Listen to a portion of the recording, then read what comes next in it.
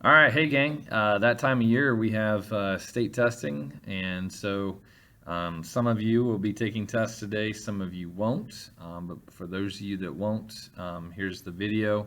Actually, for both of you, here's the video. Some of you can get it done in school, some of you won't. I'm going to try to make this as quick as possible, just kind of review some things with you guys. I'm going to go over basically a problem from each section to say, hey, don't forget how to do this.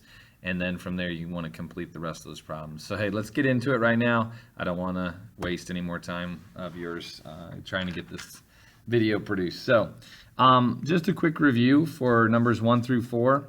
If you remember the formula for a parabola in vertex form, which is what I would encourage you to use probably with this form right here, would be to go ahead and find that vertex. Actually, let me just write it out, the formula. So here's the equation, okay? A is the growth factor, H and K are your X and Y values, okay? Now, in the picture here, it looks to me like the vertex here is at 1, 2, 3, yeah. So negative 3, 0. So I'll just make a little note of that. Vertex is at negative 3, 0. Now, the growth factor, how we determine the growth factor, if I go over 1 squared should be 1, which would be up 1. Well, this is going down, but it's not even going down 1. I'm not sure what distance that is quite yet, but it's definitely a negative. So I'm going to put down here the growth factor is a negative. Now, if I go over 2 squared should be at 4. So 1, 2, 3, 4, but it's not, it's at 2. Well, what portion of 4 is 2? Well, it's half as much, okay? And so if we go over 3 should be at 9, but if it's half as much, it should be at 4.5. Let's see, 1, 2, 3, 4. It looks like it's at 4.5. I might be able to do one more. 4 would be 16, half that would be 8. 1, 2, 3, 4, 5, 6, 7. Yeah. So I'm going to say that the growth factor is at a half, okay? It's not, when we squared it, it's not going down that full square. So to fill us in, f of x or y, the equation is going to be that growth factor, negative 1/2, x minus negative 3. The h value would be negative 3. But when you have a double negative, what's that become? It becomes a positive, okay? Plus k, which is 0. So technically, I don't need to put anything right here. I could leave it just like that, okay? So that's just a quick review of graphing something in the vertex form. It's really simple once you know your growth factor in the vertex, okay? All right, now, if I drop down to number 6 here, it says solve the following equations by taking the square root of each side, the square root. So here's what I'm thinking. I'm actually going to factor this trinomial x squared minus 16x plus 64, okay? So if we do that, the factors of x squared would be x and x. The factors of 64, we can do 64 and 1. We can do, let's see here, 32 and 2. 4, 16 and 4. 5, 6, 7, 8, 8, and 8. Okay. Now, I know my middle term is 16, and the only set of these that has a sum or difference of 16 is the 8 and the 8. Okay. The last term is positive, so these are either both positive or both negative. If the middle term is negative, I'm going to go ahead and put negative, negative. Okay. Now, I am going to check myself. X times x is x squared. X times negative 8 is negative 8x. Negative 8 times x is negative 8x. All right, I got the negative 16x that I was looking for. Okay, and then you have negative 8 times negative 8 is positive 64. Now, remember, I can rewrite this like this.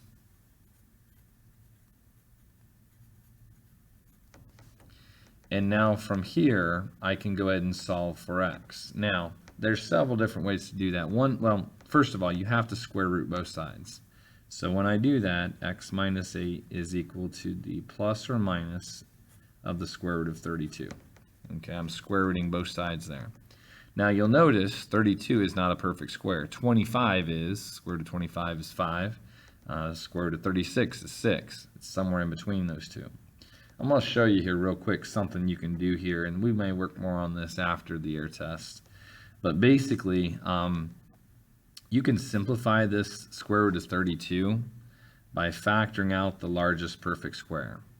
Now, if you think about it, your perfect squares, 4, 9, 16, 25, 36, and so on, right? The largest number from here that goes into 32, 4 goes into 32 8 times, but 16 goes into 32 twice, okay? So I still have the 32 there, but if I simplify this, the square root of 16 is 4, right?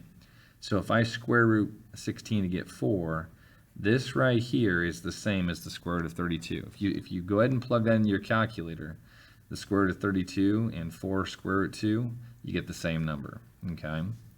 So to finish this off, how do I get x by itself? I'm going to add 8 to both sides. So one way to write this equation would be to take 8 plus or minus 4 square root 2. Okay, remember these are the same, it's just this is the simplified form. Okay, that'd be one way to do it, or you can plug that in your calculator. 8 plus 4 square root 2 and 8 minus square root 2. In fact, I may do that right now. You can go ahead and do that in your calculator as well. 8 plus 4 square root 2 is approximately 13.7 if I round to the nearest tenths place. 13.7, and then if I go ahead and subtract, subtract the 4 square root 2, you get 2.3. So those are the two possibilities right there. Okay, so again, simplify or square rooting both sides. Now, if we go on to number 8 here, it says solve the following equation by completing the square. Okay, so here's what I'm going to do for number 8. I'm actually going to go ahead and say, hey, I want to add this guy to both sides. So this is my equation: x squared plus 30x equals 25. Okay, now you'll notice I left a space here. Here's why. If I take the equation b over 2a squared, b over 2a squared, I believe that allows me to complete my square. So the b value is 30. 2a, the a value is 1. So here's what we have. 30 divided by 2 is 15. Squared is 225. And whatever you add to one side, make sure you add to the other. Okay? Now, from here, I am able to factor this. Now, I don't know if I've shared this with you guys, but the value you got in here before you squared it is actually going to be the value that you put in here. So here's what it's going to be. If I add those two together, you get 250. Okay? And this is going to be x. And now this was 15, right? 30 divided by 2 is 15. Okay. And then from there, well, since both these are positive, it's going to be plus and plus. Okay.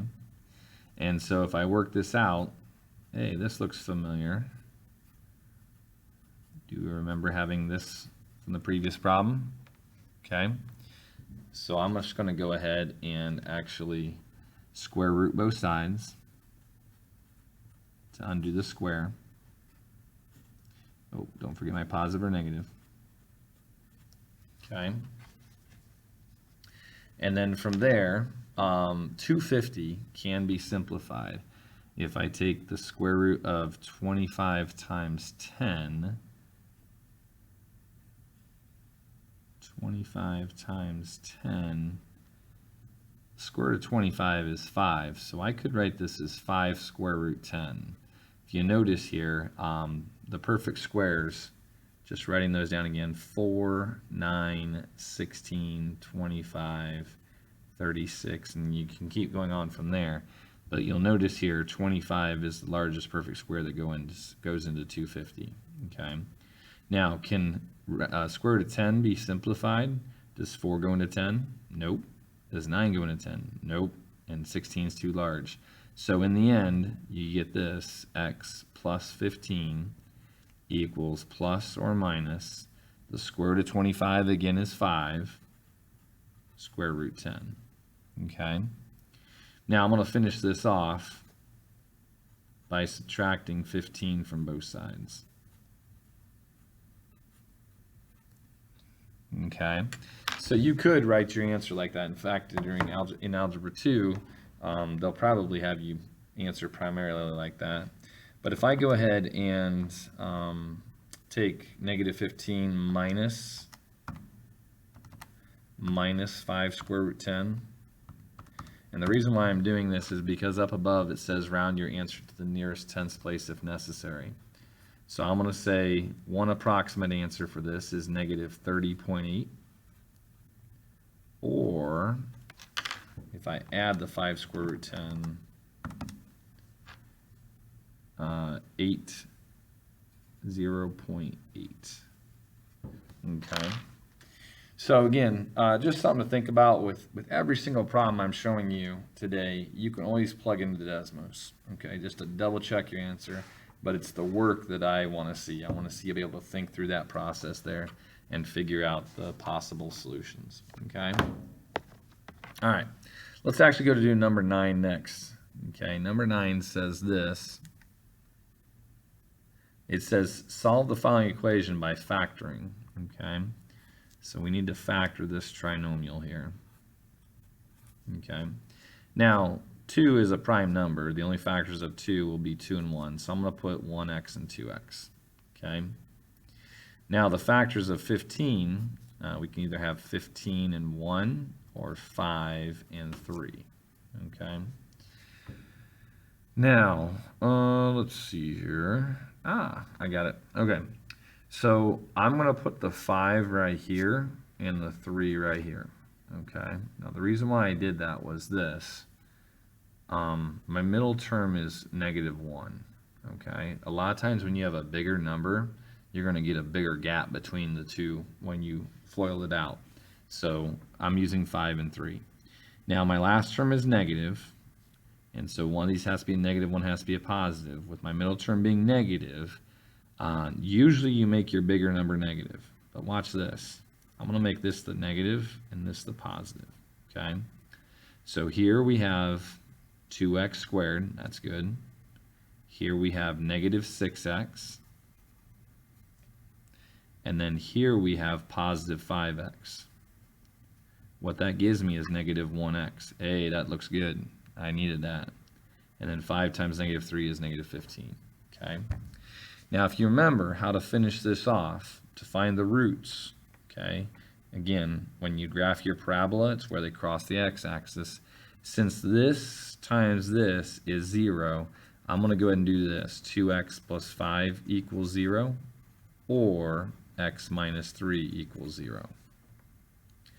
And if you go ahead and solve for x by subtracting 5 here, and then dividing by 2, that's one of the solutions. Over here, if you add 3 to both sides, that's one of the solutions. Okay? So a lot of times they'll have you write it like this. The possible solutions will be negative 2.5 and 3. Okay? So again, solve by factor. All right, and the last one we're going to do is number 12 here. As you look at number 12, here's what I want you to see. It says, solve the following equation by graphing. Show your graph on the graph provided, and then provide the roots to the parabolas. If necessary, round the roots to the nearest tenths place. So I think the best thing for us to do to start this problem off with is to go ahead and manipulate the problem by getting everything to one side. Okay? And so, let me think here. Yeah. Yeah, let's do this.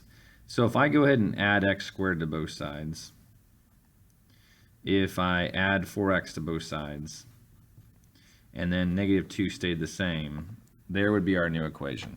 okay? Now what I need to do is figure out where the axis of symmetry is for this so I can graph the vertex. So if you remember the formula negative b over 2a, that actually gives you your axis of symmetry.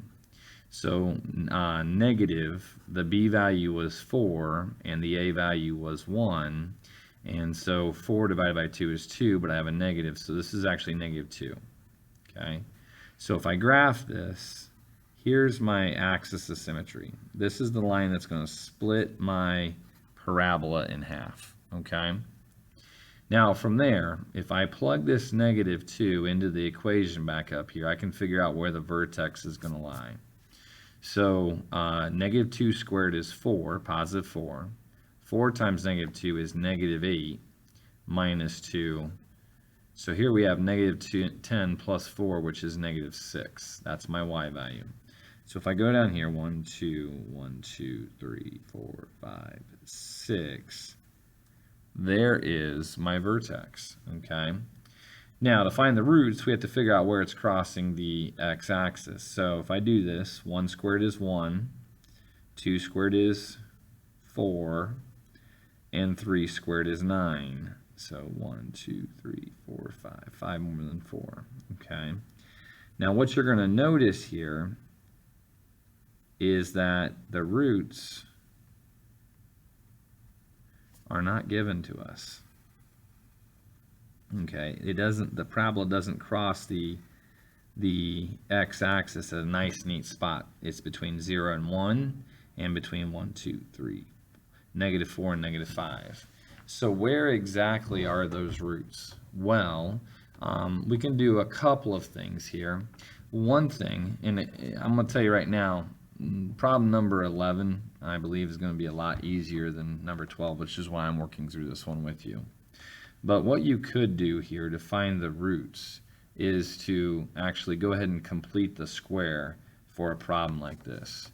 So what I mean by that is this. If I go up here, if I go ahead and go back to my original equation, that negative, or x squared plus 4x, and then I'm going to put 2 actually on the other side, x squared plus 4x, and I'm going to put 2 over there. If I complete the square, remember it was b over 2a squared, so b over 2a, that is 2 squared, so that would be 4.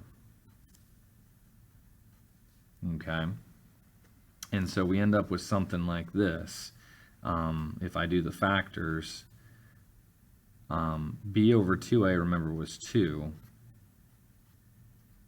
So if I was to work this out here, x squared, 2 squared, and then 2x and 2x gives you 4x. So this right here would be the factors of x squared plus 4x plus 4 equals 6. Okay? We're basically doing what we did before. I just did it in a faster way right there. Now from here, I'm going to square root both sides. Okay, there are no perfect squares that go into 6 evenly. And then from here, I'm going to subtract 2 from both sides.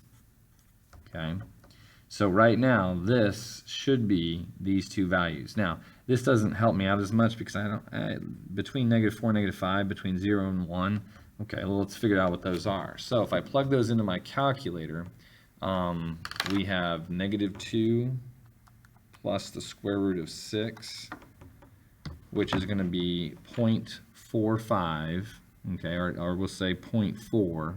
It says nearest tenths place. So 0.4, which makes sense with my picture here because it's between 0 and 1. And then if I subtract the negative, or the 6, the square root of 6, I get negative 4.4. Take a look here. Negative 1, 2, 3, 4, somewhere between 4 and 5. Okay. So those are my two solutions right there between 0.4 and negative 4.4.